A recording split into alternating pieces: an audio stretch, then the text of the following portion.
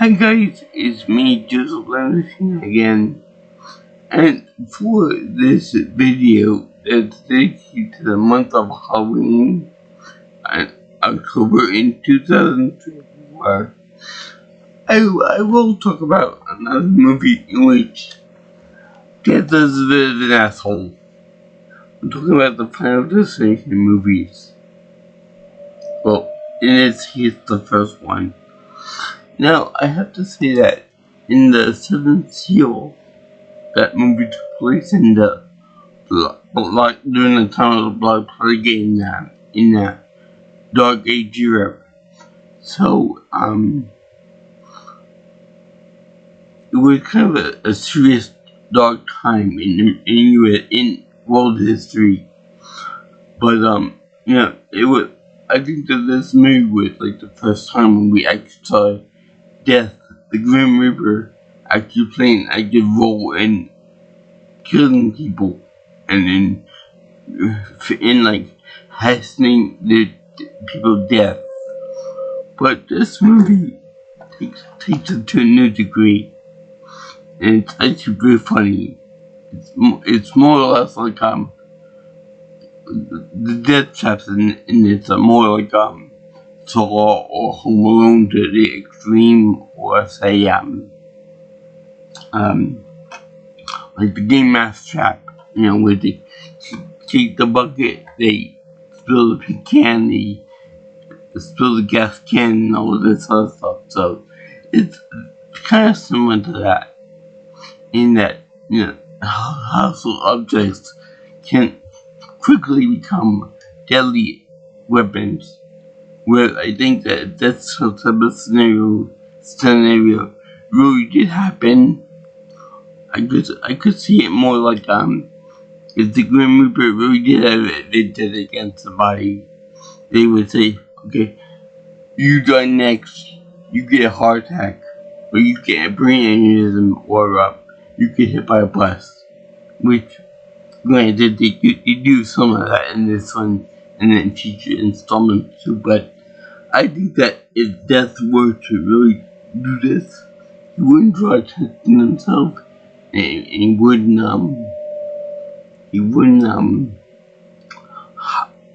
call it back whenever it suits his needs, and make it like it was suicidal or somebody else is doing. I think he would take all the credit for it, and I think that he would make it more sudden rather than like a mousetrap type thing. I'll get to what I mean by that in a few minutes. But for right now, here's the main cast of characters. We have the main guy in the middle. We have his girlfriend. We have Sean William Scott, which I would definitely say is Stifler in every movie that he's in, because that's his movie role from American Pie. And I would definitely say that he's Steve Stifler. But the only thing is that he hates that role. He hates the fact that everyone always refers to him as that, because he's a pig. He's a jock guy who's gonna get laid at every 5 seconds, like a junior version of Quagmire. But I wouldn't be surprised if they him say giggity for every thoughtful detail. But in any case, you have the jock douchebag, which I'll talk about too, and his girlfriend, also a bitch too. So anyway, they're all going on the class trip with each other and the classmates and the 2 chaperones to France, which sounds very lovely nowadays. But I wouldn't mind going to France among Japan, China, Italy, the UK, Ireland, etc., etc. One day I'll make a list of all the places in the world that I will go to visit. In any case, you have these 4 these 5 people, and one of the teachers that survived the initial crash. And by that I mean, the guy in the middle, the main character guy, he gets a vision of death that when they go on this trip, everyone's all hyped up about it. They're going to sit next to beautiful women. They're going to get laid. They're going to get action. They're going to have fun at Paris. Which, yeah, they're all going to have fun at Paris. But then this guy gets a vision that halfway into takeoff, the plane's going to have a malfunction. And it's not because of a guy on the wing this time. The plane will first forget. There will be fire. There will be brimstone. There will be cats and dogs living together. All hell will break loose. But the serious thing is that the plane will first forget, and one emergency exit door will open up mid-flight. So it'll suck everybody out of the door, and then everyone will go boom. My dad said to me, he said, Joe, maybe there were some survivors. Maybe some people got sucked out of the plane and landed in the water. I happen to know that if anyone were to fall from that height, even if it wasn't full flying altitude, if someone were to fall out I'd say 500 feet or 1,000 feet, for example, the water, the surface of the water would be like hitting a piece of concrete, and there is no possible way for anyone to survive a mid-air explosion like that. Maybe if it went on the ground, but not in the air, because there'd be nowhere to go for the people in a plane. So anyway, everyone dies, except for do they die? No, they don't die yet, because in the movie they end up this guy has a vision that all that's gonna happen. So then he gets proof of that, because when a switch doesn't work on the plane, and then the tray that opens up to give him food doesn't work right, so he's just having a panic attack.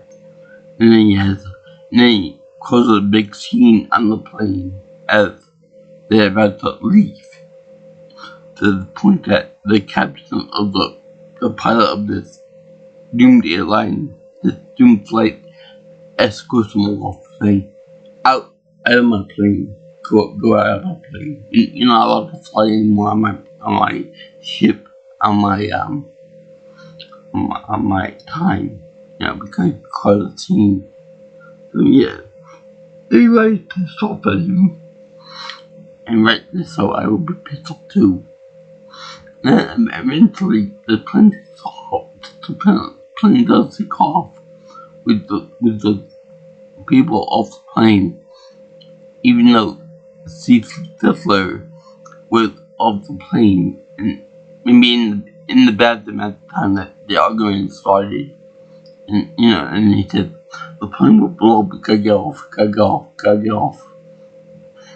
So they all got off the plane on the protest, and one of the guys there actually punches him out, be quiet, pow, right in the face, right in the kisser. So he gets off the plane itself with his girlfriend. He's like, man, what the hell did you do that for? Everything came fine. Everything, we have to delay our trip all because of you, scumbag. And then as he's seeing this, as he'd be reading this guy, he sees the plane taking off, and then saying goodbye to everyone, and then kaboom, everyone blows up. So from there, we realize that Death is sore because he missed his quota for the day, and Death has to even the balance to see the skill a little bit, because you can't have a guy who she had death along 4 or 5 or 6 people. And he gotta get revenge on him, and he gotta take them out in the exact order that they would be on the plane, that they were to die in the same fashion.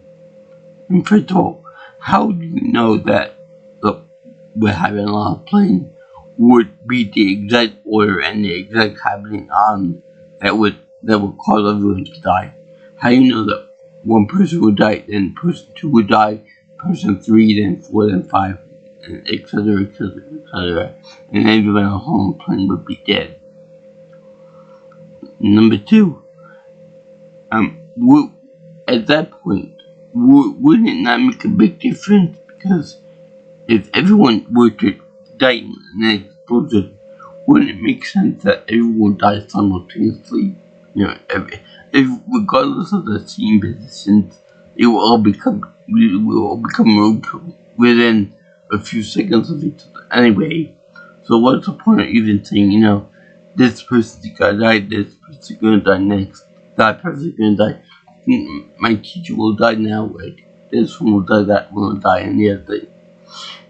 And the way this guy goes from instant, you know, I'm happy to lucky to go on a trip to see Paris, the Eiffel Tower, make out with a few women, and so on and so forth, to being a paranoid little kid, always looking over his shoulder back. You know, we gotta be careful. Death might come. We gotta prevent this. We gotta prevent that. We gotta prevent over here. We gotta baby proof everything. You know, make sure that we don't die by mistake. It's just aggravating. You know, you got just as much chance of dying as you do before you get your low vision, your vision quest there.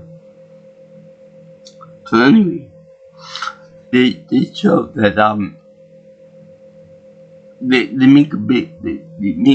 they have a big FBI investigation on the guy, you know, because they think that maybe he could have been a terrorist or something. He knew that this plane would go off, and then he would get off the plane right before it went go boom. So then he's like, well, I'm not in any trouble, am I? You know, I'm not any domestic terrorist, whatnot. So, before going with the rest of this, there are like 20, 30 kids in the class. They only have 2 chaperones for the whole bunch of them. I remember that when I went on my senior trip, there were 3 chaperones. Oh, yeah, 3 chaperones, including my father. So it was 3 adults and about 35 somewhat teenagers.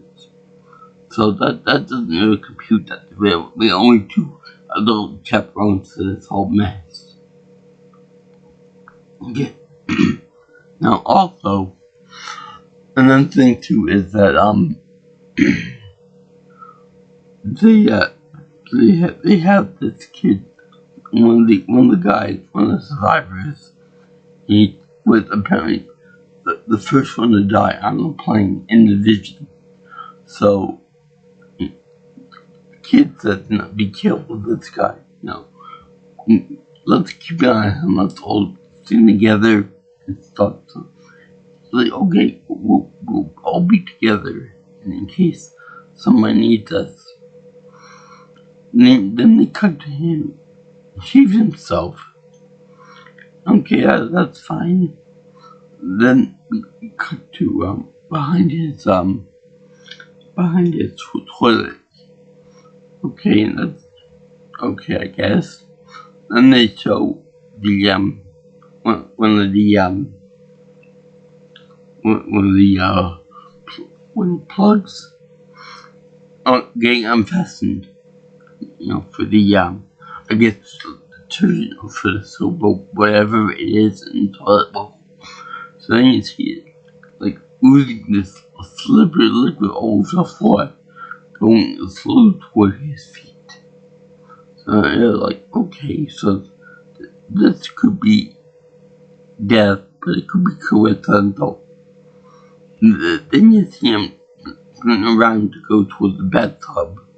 You're like, and then the soap, whatever it is, the detergent, ends up following him toward the tub. I'm like, okay, this is getting stupid now, because if Death were really playing the cards on this one, he would have kid. He would have the detergent already going toward the tub if he knew what was going to happen. Okay, and he ends up slipping into the tub, and then he ends up getting I guess the chain or the cord or something for the drain.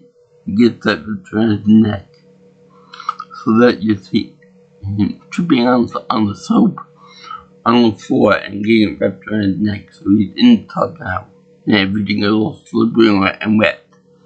So then you see the rope or the cord actually tighten around his neck to the point that it took him. And he's reaching over for scissors that he was using to trim his nose. I don't know if that would have been able to cut the cord, but anyway, after he dies, the soap Death apparently doesn't want anyone to think that's him. He wants to make it look like an accident, where it wants to make it look like a suicide attempt or something, a successful attempt. So he ends up calling back the soap into the holder on the toilet bowl, or maybe the washer. That would make more sense. So and then tightening up the nut, whatever, so that it makes it like nothing ever happened on Dead's side. That's really stupid, because even if this was a whole big elaborate scheme by Death and all that, why undo it? Why make it like it was somebody else's fault? Your Death, you clean the soul, you clean the body, you protect them off the list. It doesn't matter if the authorities will make it like will think it's you, or whether they think it's a suicide attempt, or they think it's a homicide or something. You gave your goal, you did what you just had to do. You don't gotta make it look like anybody else did it but you. So anyway, they have the girlfriend of the jog douchebag ends up getting plowed by a bus in a very funny way. I'm not gonna die, I'm gonna be fine, fuck you guys. And she gets pasted by it. And we're like, ooh, that hurt a lot. Now that's the kind of death I'm looking for. Accidental and very loud and very in your face, quite literally. So anyway, they show it like that. And then like, oh my god, death to come for us next. Or maybe it's the teacher. The teacher gets it bad because she was innocent in the whole thing. You could make the argument that everyone is innocent, but the teacher gets bad in this one because she's playing a record of, I think it's I forgot which song she was playing, an oldie. So she walk around the house and getting knives ready to cut some meat with some vegetables or something. And then there's a kettle for tea and stuff. And then there's also gasoline involved in it too. And then my dad's like, ooh, she's gonna light the fire. She's gonna burn herself to death and stuff on that. Oh, that's not it.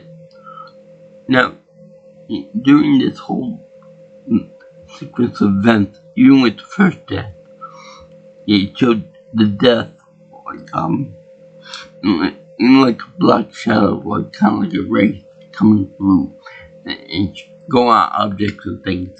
You also hear like the wind blowing, rustling through the trees and through the windows and such. So we know the death is there. And also, there's also like before they have the funeral, when they have the funeral for everyone involved in the first plane crash, they have a memorial service for them, where they said that when we see the death, we're imagining like a distant future and stuff like that, and that we don't expect for death to come right away for us and all this other stuff and romanticize things. So anyway, they show this guy there, and they remove the memorial, the sheet for the memorial, and they unveil it to be a eagle with arms outstretched. Like, couldn't they pick a more appropriate statue to do than a winged creature that has its wings open like a plane? That's like a bit like a fuck you to everyone that dies on a plane. It's like it's like they're talking them into it. How you died in this. We're gonna give you a flying bird with wings spread out to mock you. So yeah, that's kind of stupid.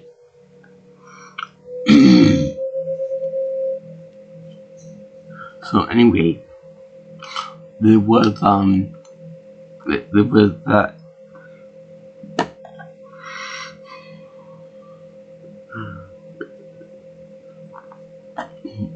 Speak. So the teachers in the kitchen, you think that the tea has something to do with her death. But nope. That's the one thing in her active lifestyle that doesn't involve her death. And that's the one thing that has a black shadow on it. So anyway, the teacher had like a weird she decided not to have the tea. Instead, she goes for a bottle of vodka or something. That more heavier alcoholic drink. So she drinks it, and then she puts her her coffee mug on a computer, and the mug cracked. So then the computer gets the liquid in it and makes it spark. Now you can tell this is an old movie because the computers are fat. Like really fat. So then the thing ends up sparking, and then it drips alcohol to wherever she is, because that's how things work in Looney Tunes cartoons. So it's leading a perfect trail from the computer to her new position, and it sparks, and she gets fired because of it. And the computer not only sparks and catches fire, the thing freaking explodes, jamming a big shot of glass into her neck. It's like as she went running around trying to cause the fire to and getting help. So she ends up going into the kitchen and falling on the ground. And she tried to pull a towel down over her neck, tried to stop the blood. And it just happens that when she pulls on the towel, she ends up pulling knives right into her body. Now, there comes an explosion in the room too that forces a chair onto a knife in her, embedding it deeper into her heart. Or maybe at first it was barely go nicking her heart, then it slammed into her heart, which is kind of funny. Then you see the other guy, the main guy, trying to help her out because he figured out that she would be next in line to die. So then it's like he tried to help her out and tries to he tried to pull the knife out. You stupid fuck. You know the FBI is on your butt to put you in prison forever and ever. And what do? You pull out the knife and you get fingerprints all over it of you trying to kill your teacher. So he ends up right at the house, right as it goes kablooey. There's another one on death checklist off the list. So then they go over to see the Undertaker, the morgue guy, and by God, it's National Treasure Tony Todd, the original Candyman. And he says, he gives him a grim speech about death and life. And he also said, I'll see you later. Now, when I first saw this movie, and even today, I thought that he would just be an Undertaker. You know, I'll see you later. I'll see your dead body later. But my father brought up a good point. This guy could literally be death incarnate in human form. So that he was saying that I'll see you later, meaning I'll be back to reap your souls later. That's kind of funny too. So, the next person to die is Steve Stifler. Now he gets treated poorly. He's like the opposite character from what he played in the American Pie series, in which he's more cowardly, more whiny, more of a maggot than that movie series. So what happened to him is they're all driving in the douchebag's car, a nice Nova, for anyone keeping track of it. And death can't do anything to me because I will live forever. So he stops the car right on train tracks as the train's coming. So he says, only I can choose when I die. Kind of a haunty and kind of a little bit of an arrogance right there, because no one can control when you die. You know, when they die. It's their time. So anyway, he says everyone gets out of the car except him. But when it is time for him to restart the car and move off the train tracks, the car won't start. Yet it's from him because he says, I can't die. So it's all fun and games until someone almost dies. And then it's like, oh shit, I got move my ass out of the car.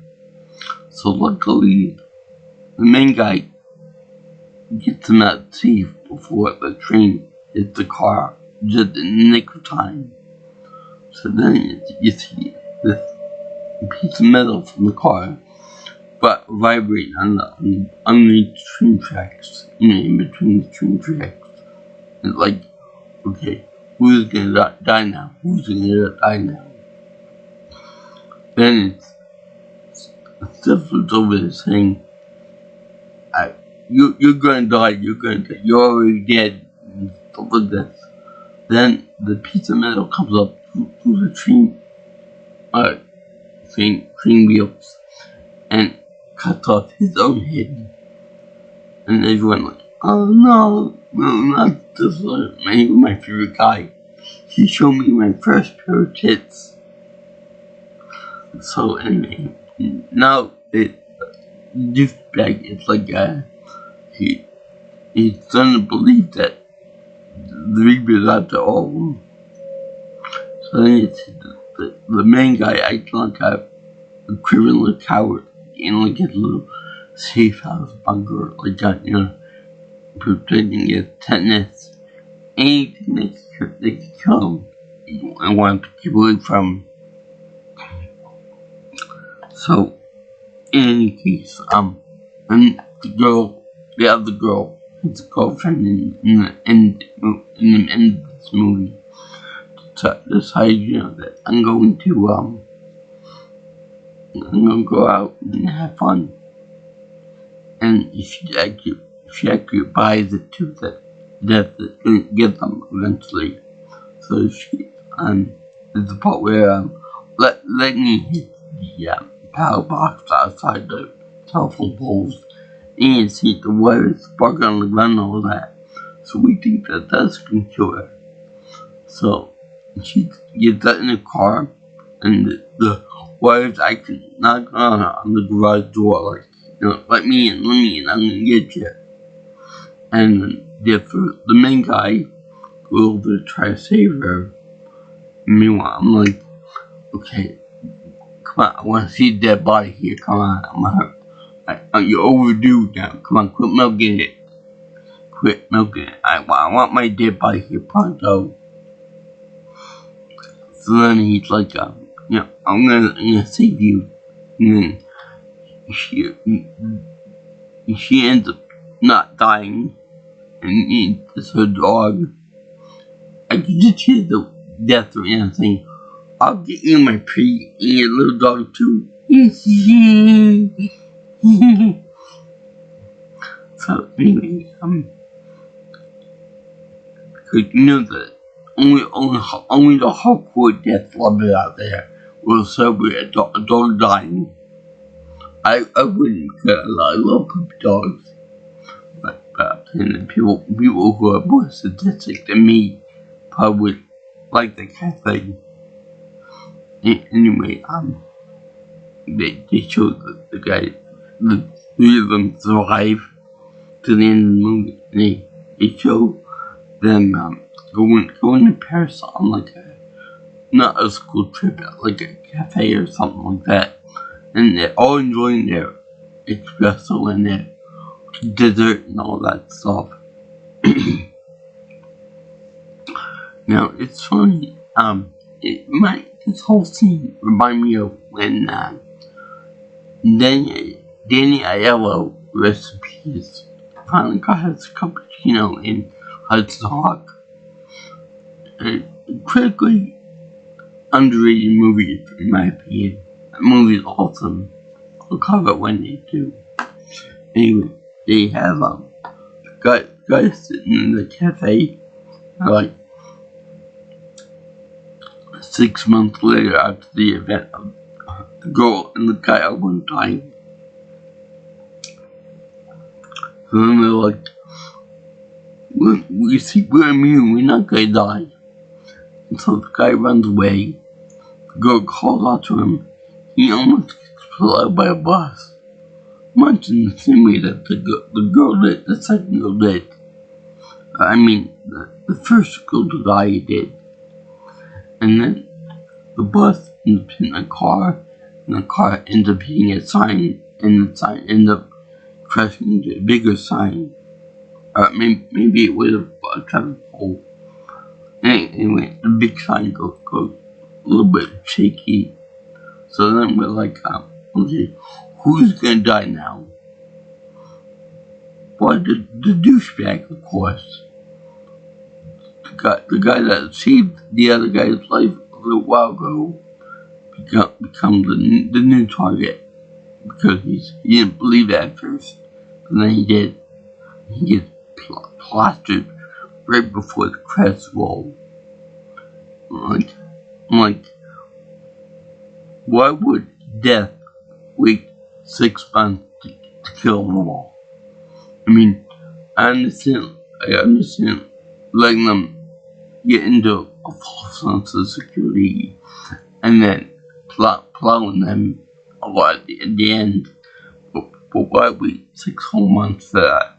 Why not wait like 1 month or 2 months or half a year? So, this movie is kind of stupid in that regard, because everyone, or whenever I watch a Final Destination movie, I'm like, okay, we got the people, the some people, whatever it is. How are they gonna die? You know, what's gonna happen to kill them? What everyday objects are gonna get rammed down the throat, or slice their head off, or cut their hands, or slice them in half, or whatever, like a Saw movie, or like Home Alone, You know, what's gonna happen to them? And for that kind of thing, this is a pure joy movie to watch. I wouldn't say it's horror, but it's more of an adventure fantasy movie. It's funny as all hell. Let me tell you something. It's funny as all Homer Infinite Losers. And I thank you for watching my video on the first Final Destination movie, which is obviously a put on the whole Final Destination of a car or a plane or travel trip. By the way, I don't know if this is kind of cheesy or ingenious, but when the guy was boarding the plane, before he had the vision, when he was sleeping on the plane, he had every one of the plane destination travel times and stuff. Oh, you just hate departed, or terminal in the end of life. So that was more annoying than was good.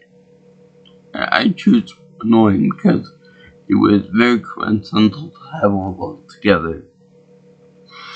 So thank you for watching this movie on Final Destination, and did it for a month of Halloween, October 2024.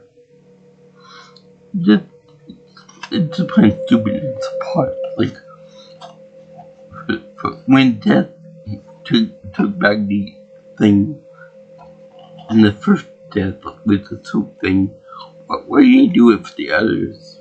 You know, why did he leave it so obvious that it was him? And in that case, the main guy and then the main girl with the vision and stuff, they have what they call the Shining effect. Again, the Stephen King, the Shining. That's a real good question. A kind of stupid concept. You know, shared universe type of thing. But anyway, I like this movie a little bit. There's a very entertaining value on it. It doesn't make a hell of a lot of sense, but it's still good. Oh yeah, by the way, I should point out that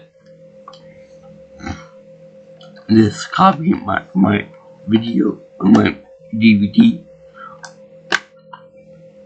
has the main cast of it on here. But over here they have an advertisement for Final Destination 3. And it expires on March 10th, 2006. And it's like a discount with ticket price. Free discount. Free tickets over here for the movie. I'm pretty sure that almost 20 years later, I'm sure that it's not gonna count. And it was on February, it will be released on February 10th of that year. Which I do have some good news for you guys who are fans of the series. there will be a new release next year in 2025. So hallelujah for that. I'm gonna go see it. And so, yeah, I definitely get this movie, man. If you see before, it's one of the movies and franchises that you don't really need logic to get through. Like, if you believe in the Grim Reaper and Death altogether as an entity, this doesn't make much sense. I mean, there are so many easy ways to make Death a powerful entity and a feared entity. All this Slaw, Home Alone, Mousetrap stuff like that, Death can, like the torch, blow up the computer monitor, that kind of thing. You can just say, boom, get a heart attack, boom, get an aneurysm, boom, you get crushed by a giant weight or piano or whatever, and you die instantly. And it's tough and stuff. Anyway, if you like what you see here and you want more of my videos, you can always like, comment, share, and share my videos, where you can subscribe to my channel. Also, if you want to, you can call me or text me for any type of information or any type of future ideas for content. Or call me or text me at my phone number at 631-707-3707. Or you can subscribe to my channel too. And you can also